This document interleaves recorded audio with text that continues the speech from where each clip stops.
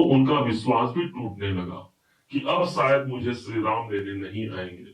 और तभी उनके सामने हनुमान जी महाराज का आगमन होता है।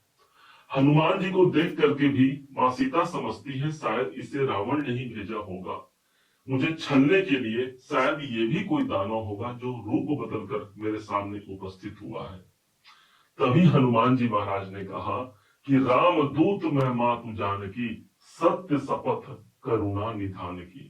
हे मां, मैं आपके पता लगाने के लिए आपके समक्ष आया हूं। जब ये खबर श्री राम को मिलेगी तब वो अपने समस्त वानर सेनाओं को लेकर के आपके समक्ष आ जाएंगे। इस लंका में ईंट का ईंट बजा करके आपको लीवा कर ले जाएंगे। कभी कभी हमारे जीवन में ऐसा ही होता है, जब हमको लगता है कि सब कुछ अब समाप्त हो गया, सब कुछ अब खत्म हो गया, तभी असली खेल प्रारंभ होता है। और इसी बात की सार्थकता को सिद्ध करते हुए आज इस चार्ट पर चलते हैं, जहां पर 7 ऐसे मोहरे हैं या ग्रह है कहा जाए, जिनका प्रभाव सबसे ज्यादा मजबूती से हमको मिलने जा रहा है इसी सितंबर के महीने में। 4 ग्रह आपको नजर आ रहे हैं, सूर्य, मंगल, बुध और शुक्राचार्य जी। और वहीं पर 3 ग्रह इस चार्ट में मौजूद हैं। समझिएगा क्या इनका प्रभाव इस सितंबर पर असली खेल इनका प्रारंभ होने जा रहा है।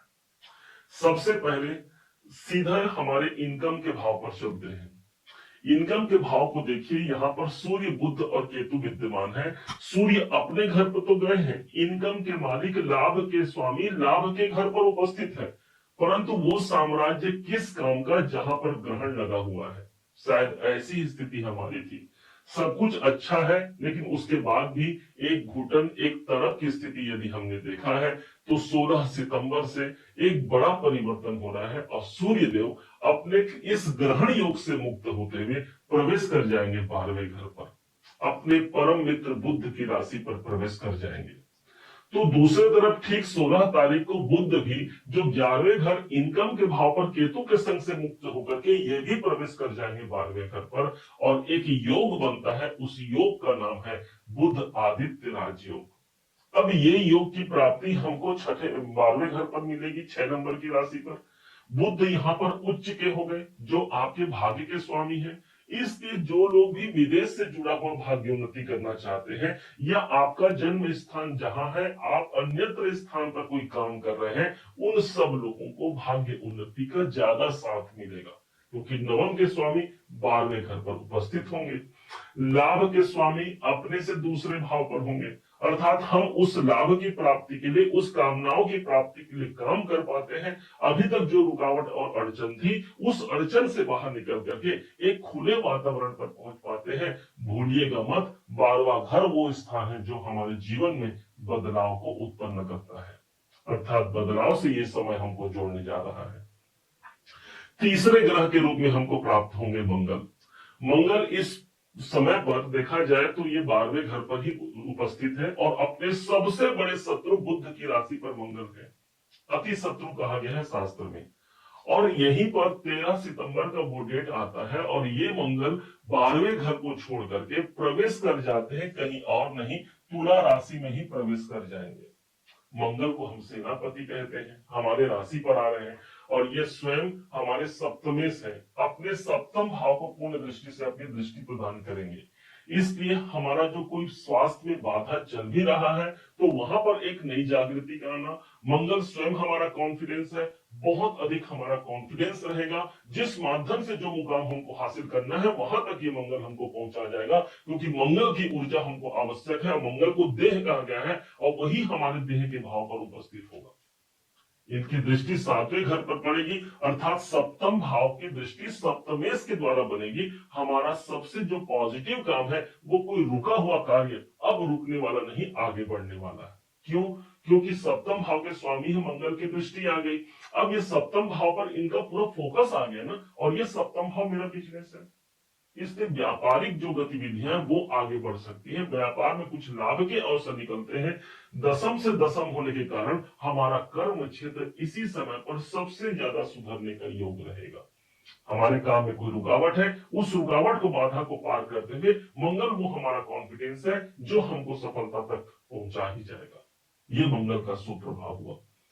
अगले ग्रह के रूप में स्वयं तुला राशि के अपने राशि के स्वामी शुक्राचार्य की बारी आती है और एक डेट आता है 14 सितंबर को, जिस दिन यही शुक्राचार्य जी दसम भाव को छोड़ करके लाभ के घर पर प्रवेश कर जाएंगे। हम स्वयं कहां चले गए? लाभ के घर पर। अर्थात प्राप्तियां क्या होनी है? जो हमारी कामनाएं हैं, न सिर्फ धन लाभ बल्कि वो कामना जो हम प्राप्त करना चाहते हैं वो हमारा 11वां घर है और स्वयं हमारे राशि के स्वामी वहां उपस्थित रहेंगे। अर्थात कोई बड़े लाभ, कोई बड़े इनकम का योग बनना, साथ ही साथ कोई रुकावट है उस रुकावट से बाहर होते हुए उस कामनाओं की पूर्ति करना जो मैं चाहता हूं। मेरा इनकम भाव इस समय पर मजबूत है। परंतु यहां पर भी शुक्र अकेले नहीं होंगे, केतु यहां विद्यमान होंगे। शुक्र हम स्वयं हो गए और केतु कहता है मैं आध्यात्मिक दुनिया का बादशाह हूं।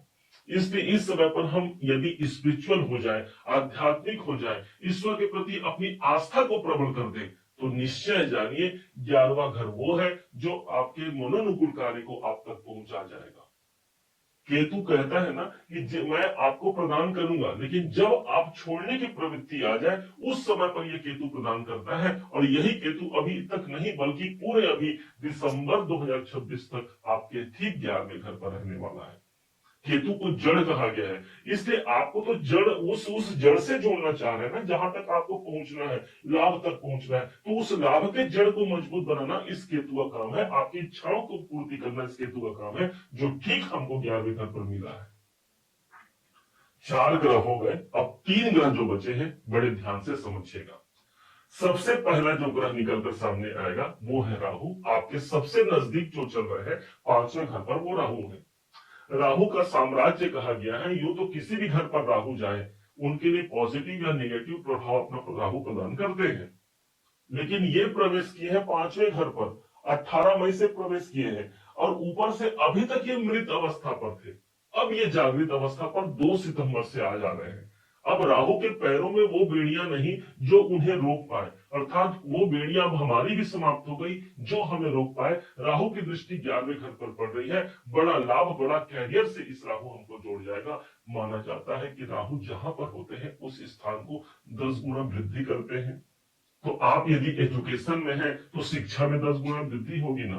हम कोई डिसीजन लेने वाले हैं तो उस डिसीजन को हम 10 गुना आगे बढ़ा सकते हैं, कोई नया क्रियान्वित कर सकते हैं। कोई इस समय पर माइंड नया क्रिएटिव माइंड होगा जिस पर एक नए रूप से हम कार्य करके उसको हम सार्थकता सिद्ध कर पाते हैं। वो राहु है ठीक 5वें भाव पर अपने शनि मित्र की राशि की मूल त्रिकोण राशि पर उत्पन्न है, उपस्थित है। अगले ग्रह जो हमारे 6वें मोहरे के रूप में काम करेंगे और वो है हमारे शनिदेव, और ये शनिदेव 6ठे भाव पर ही उपस्थित है। गोचर में जब भी शनिदेव 3रे, 6ठे, 10वें घर पर आते हैं सबसे शुभ गोचर कहा गया है, और वही गोचर हमको मिला है 6ठे भाव पर। अर्थात हमारे रोग यदि कोई है, कोई स्वास्थ्य परेशानियां हैं, ये हमसे दूर होती है, शत्रु दूर होते हैं, और साथ ही साथ यदि कोई कर्जा चल रहा है आप उस पर काम करके उससे मुक्त होते हैं। सती शनि का बस एक ही प्रभाव है, वो विलंब बहुत करते हैं, इंतजार बहुत करवाते हैं।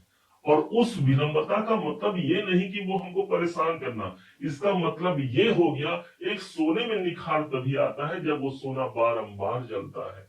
और उसी प्रकार शायद ये शनिदेव भी हमको जलाना चाहते हैं। हमारे 6ठे भाव पर है, हमसे मेहनत मांग रहे हैं। 6ठा भाव हमारा मेहनत है, और जिस दिन हमने प्रूव कर दिया कि हाँ शनिदेव मैं इंतजार कर सकता हूं, मेरे अंदर धैर्यता है और मैं अपने उस जो मेहनत मुझे मिला है उस मेहनत के कार्य पर मैं संलग्न रहूंगा, निश्चय मानिए शनि उस स्थान की हानि नहीं करेंगे। अर्थात नौकरी हो या कैरियर हो, दोनों ही हमारे शनि के अंतर्गत ही आता है। अगले ग्रह के रूप में प्राप्त होते हैं देवगुरु बृहस्पति। पिछले 1 साल के 8म भाव पर देवगुरु बृहस्पति चल रहे थे, उससे मुक्त होते हुए मई महीने में ही यही देवगुरु बृहस्पति प्रवेश किए हैं भाग्य भाव पर। गुरु को हम भाग्य के कारक के रूप में देखते हैं और स्वयं भाग्य भाव पर हैं। ठीक पिछले महीने ही देवगुरु बृहस्पति अपने ही पुनर्वसु नक्षत्र पर प्रवेश किए हैं। मतलब अभी तक जो राहु के प्रभाव में थे उससे मुक्त हो चुके हैं, अर्थात भाग्य उन्नति भी अपने रास्ते पर अब गतिमान होगा, जो अगला महीना आ चुका है सितंबर का महीना। शनि को भी देखिए यहाँ पर अभी वक्री अवस्था पर चल रहे थे। 5 महीना इनका वक्री का काल था, जुलाई से लेकर के पूरे नवंबर तक। जुलाई अगस्त तो निकल गया ना, अब अक्टूबर नवंबर बचा, तो बीच का महीना कौन है? सितंबर। अब इसी सितंबर महीने में हम खड़े हैं, इसलिए जो पुनर्मूल्यांकन हमारे कर्मों का होना था वो हो गया। अब यहां से एक पॉजिटिव रिजल्ट शनि को देना चाहिए, मुझे लगता है, क्योंकि वक्री अवस्था पर आकर के शनि पुनर्मूल्यांकन करके रिजल्ट देते हैं। अब वो रिजल्ट की बारी यही सितंबर का महीना होगा। गुरु के लिए कहा गया है जहां पर इनकी दृष्टि पड़ती है वो स्थान पवित्र हो जाता है। तो उस हिसाब से गुरु की दृष्टि स्वयं आपके अपने राशि पर पड़ रही है ना, तो इसलिए पवित्र कौन हो गया? हम स्वयं हो गए। तो जो जो आशा है उस आशा को हम प्राप्त करते हैं, जो निराशा है उस निराशाओं का समन होता है, वो देवगिरी बृहस्पति का प्रभाव आ गया। इनकी दृष्टि जो पड़ रही है पराक्रम के भाव पर पड़ रही है, कॉन्फिडेंस को ये बना करके रखेंगे। ईश्वर का पर्याय, ईश्वर का दूसरा रूप ही हम गुरु को मानते हैं, और यही गुरु पुनर्वसु नक्षत्र पर जाकर के भाग्य के घर पर है, अर्थात भाग्य उन्नति सबसे ज्यादा प्रबल रहेगी। इस वीडियो को अब हम ज्यादा नहीं बढ़ाएंगे। यदि आपने इस वीडियो को समझा, जाना, तो अपना प्यार जरूर दीजिएगा। उम्मीद है आप सबने इसे जाना, आप सबने इसे समझा है। यदि आप इसे समझा है, जाना है, मेरे समझाने का प्रयास यदि आपको सार्थक लगा हो, मेरे समझाने का तरीका यदि आपको सार्थक लगा हो, तो हर बार की भांति इस बार भी अपना प्यार भरा लाइक और कमेंट करना कभी मत भूलिएगा। और हाँ, यदि अभी तक आपने चैनल को सब्सक्राइब नहीं किया है, सब्सक्राइब जरूर कीजिएगा। पुनः एक बार फिर आप सभी का दिवस बहुत मंगलमय हो, इन्हीं शुभकामनाओं के साथ। जय श्री राम।